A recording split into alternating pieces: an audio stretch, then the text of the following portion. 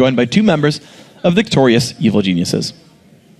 Thanks, Freak. I am joined by Pobelter and Crepo, of course. You guys, second promotion tournament, domination, really. Why are you so good in promotion tournaments?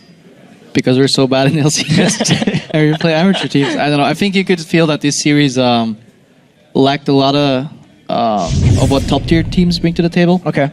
A lot of hesitation. People were really scared. I mean, once you start playing for your job or potential to get a job, people play really passive, and then that has kind of played into why these games went on so long and so secure in one ways, and why these games are so one-sided in the end of it. But I feel we did all right. Best we could do in recent development, certainly looking at scrims, but could have technically been a lot better. Well, you still won 3-1, Pobelter. That was last game on LeBlanc. How did your matchup really go with Bishu? Were you noticing what Crepo said there with a little bit more passive play than you're used to seeing from him? Yeah, I feel like this entire series he was just afraid of kind of messing up and losing an advantage for his team. So in the beginning of the game, I was able to freeze my lane up to my turret early on, so he was never able to get close to me. Like, he was last hitting when I couldn't even see him just with the bouncing bombs. So I was able to get a bit of a CS lead and control the lane. Yeah, and then the LeBlanc play was obviously good. I want to talk about the series as a whole, though, because it was 3-1. After you guys lost that second game, you guys had a pretty negative just looks on your faces. How did you bounce back for games 3 and 4, or was it just the camera playing tricks on us? See, I think that was just the camera playing tricks, as you say. We knew already what we did wrong. I mean, we tried to go for a dive with no vision to back us up, and they caught us, and then we made a couple of misplays. People missed their skill shots or whatever, and then, yeah, it's done. It's quite obvious that we know what we did wrong. So we were just talking okay, this game's lost. What do we do next game? Stay calm, because, I mean, we've been in these series before. It doesn't matter if you lose a game now and then, as long as you win the 3 in the end. And, if you get them once, they're going to tilt way harder. I think you could see that towards the end of the games. They were just struggling to stay together, and we just knew, if we stay calm, next game we can fix our problems. We won't give him Rise again. We won't give him stuff that can scale into late game for free, and then we just stay calm. Yeah, and staying calm is something you guys have always been able to do for a while. But Pobelter, this was your second time around in the promotion tournament. Obviously more experience than Cloud9 Tempest.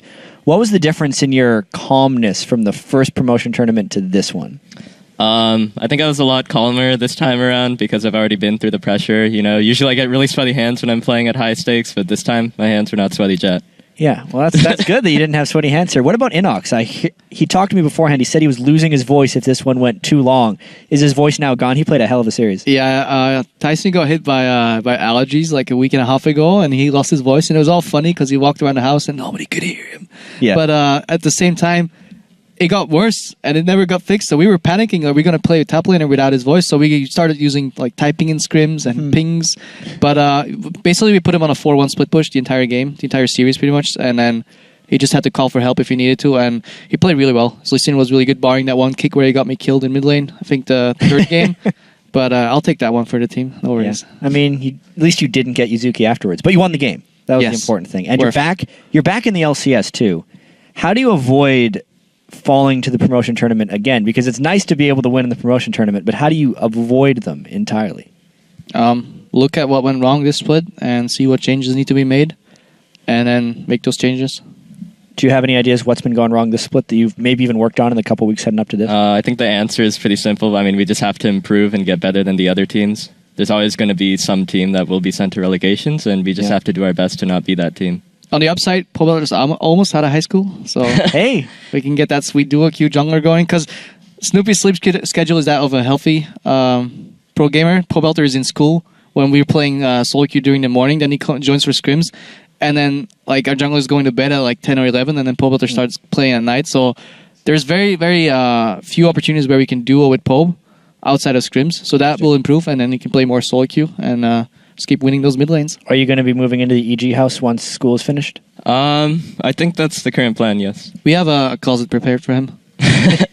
How kind of you. But really, LMQ is now the first official new team on the block. How do you see them doing since you guys have made it back in? Pobelter? We scrimmed them a lot leading up to this, and they were really good. The best part about their team is their individual skills, so I think that's something really fresh to bring to the LCS, because right now the NA LCS is more about team play and rotating rather than individual making plays, so maybe that'll be a catalyst for all the other teams to kind of step up in terms of individual mechanics. Crepo, maybe a final question for you. Maybe a sneak analyst desk right now. Looking forward to our next game, which is Complexity Black versus Team Coast. You've played a lot against Coast. Maybe don't know too much about Complexity Black because you've been so focused, but how do you see that matchup playing out? I like what Complexity Black does sometimes, but I just don't think it'll be enough against Coast. We scrimmed them, and they looked really solid. They looked really prepared. They had like various strategies ready. Like they didn't do the same thing all over and over again. So Coast looks ready. Complexity Black could curveball them, but I'm still probably giving it to Coast. All right, thank you very much, Crepo. Do you have a quick prediction for us, Pobelter?